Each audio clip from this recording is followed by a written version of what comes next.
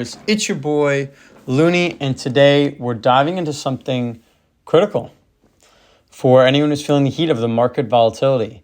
How to protect your portfolio when the market is all over the place. If you've ever been wondering how to secure your gains and also minimize potential losses, this video is for you. So let's jump right into it. First, let's talk about hedging with options. Options are one of the most powerful tools you can use to shield your portfolio. And although I don't use this particular strategy often, it's called a protective put, and it acts as an insurance policy for your stocks. So let's say you own 100 shares of Riot. You could go to trade options, go out to about a month and hit buy put. You're worried about the stock dropping. This is a good way to protect against you. So buying a protective put gives you the right to sell your shares at a specific price, which limits your downside risk. So obviously you would want to sell your stock at $12 or above the current price, but the cost of this is a lot. And it's not truly worth getting into the trade because if it happens to go up just slightly, you're down 200. Whereas when you have a protective put, you do own the shares, so you're actually not going to be down quite as much.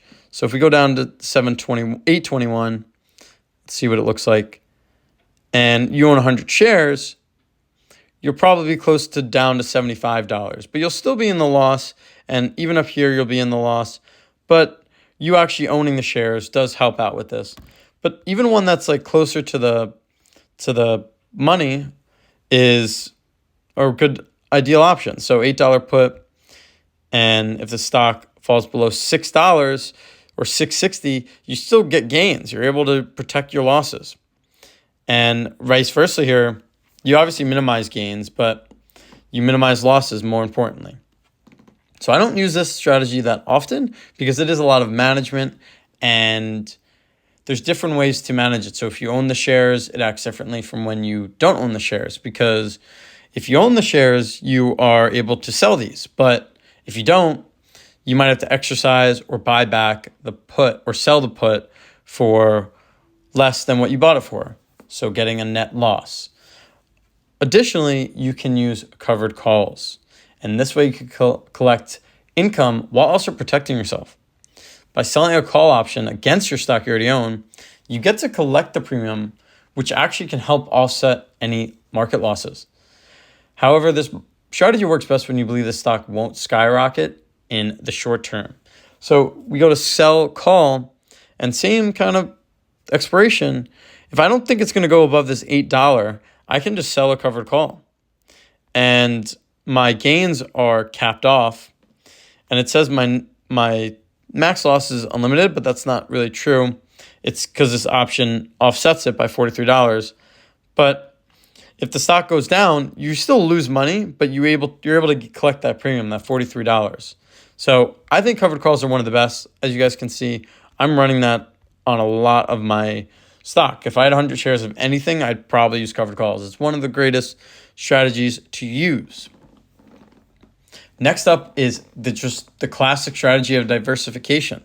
So if you look at I have a bunch of crypto, that's pretty diversified. And then I have stocks and ETFs. This keeps my portfolio super diverse. At some point, it might be a little too diverse because a lot of my ETFs overlap.